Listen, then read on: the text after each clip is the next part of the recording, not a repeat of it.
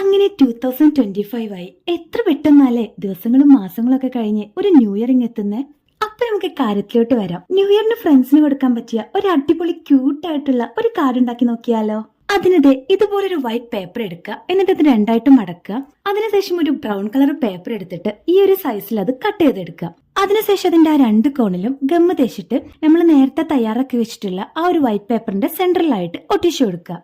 പിന്നെ ദേ ഞാൻ ഇതുപോലൊരു കിറ്റിയെ വരച്ചെടുത്തിട്ടുണ്ട്. അത് ദേ ഇതിന്റെ മുകളിലായിട്ട് ഒട്ടിച്ചു കൊടുക്കുക. പിന്നെ ദേ ഇതുപോലൊരു പീസ് എടുത്തിട്ട് നമ്മൾ നേരത്തെ തയ്യാറാക്കി വെച്ചിട്ടുള്ള ആ ഒരു ബോക്സിനുള്ളിലോട്ട് അത് ഇറക്കി വെച്ചു കൊടുക്കുക. ഞാനിവിടെ ആദ്യം വിചാരിച്ചിട്ടുണ്ടായിരുന്നത് ഇതിന്റെ ഫസ്റ്റ് പേജിൽ ഒട്ടിക്കുന്ന ആ ഒരു 3 കിറ്റിയും കൂടെ ഹാപ്പി ന്യൂ ഇയർ പിടിച്ചു വരുന്ന സംഭവം ഉണ്ടല്ലോ, അതിങ്ങനെ ഈ ബോക്സിന്റെ ഉള്ളിൽ നിന്ന് പൊക്കി പിടിച്ചു വരുന്നതായിട്ടായിരുന്നു. പക്ഷെ ചെറുതായിട്ടൊന്ന് പാളിപ്പോയി, അതിന്റെ സൈസ് വ്യത്യാസമായിരുന്നു. അപ്പൊ പിന്നെ എക്സ്ട്രാ ഒരു 3 കിറ്റിയെ കൂടെ വരച്ചിട്ട് അത് അവിടെ ഇവിടെയൊക്കെ ആയിട്ട് ഒട്ടിച്ചു കൊടുത്തു. പിന്നെ അങ്ങോട്ടേക്കൊക്കെ യാതൊരു പ്ലാനും ഇല്ലാണ്ട് മൈൻഡിൽ തോന്നിയത് വെച്ചിട്ടൊരു ചെയ്യലായിരുന്നു കേട്ടോ.